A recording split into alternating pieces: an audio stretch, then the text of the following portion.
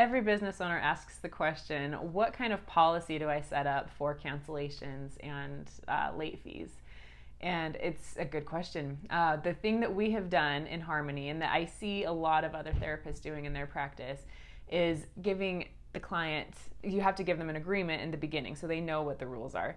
But the stipulation that they need to give you 24-hour notice before they cancel.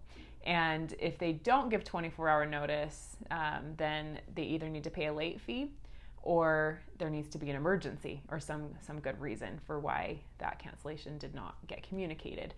Our policy is that if they cancel after that 24-hour period, that we can charge for half of that session amount because our therapist was ready to go. We had everything scheduled and set up.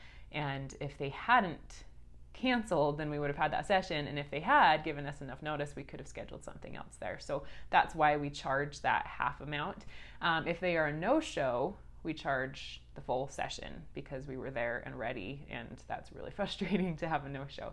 So what we typically do is we communicate that when they first start. And then if that happens on the first time that happens, we just remind them of that policy. I almost have never actually charged the first time because everyone needs a little reminder and everyone makes mistakes. So we don't usually charge on that first go around, but when it does happen again, they've had 2 reminders now of what that policy looks like. And so they know what's coming if they forget or if they're late in canceling.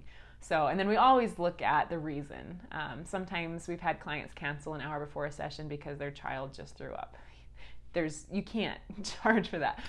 Or their car broke down, or someone else took their car and they weren't supposed to, or they just don't have a way to get here. So we really look at the situation and make sure that it's reasonable. I often have our therapist just checking in with me being like, hey, this was the reason that they canceled or were late. Are we going to charge for that? No. And most of the time it's actually no, because the reasons are valid. So, but that's our policy, is that we charge half amount of the session if they don't give us enough time in canceling.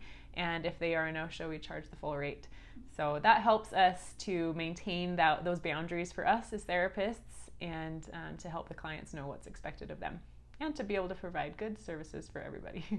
So I hope that's helpful to you. There's a lot of different ways to do this, and this is what's just worked for our business for the last 10 years. So good luck to you.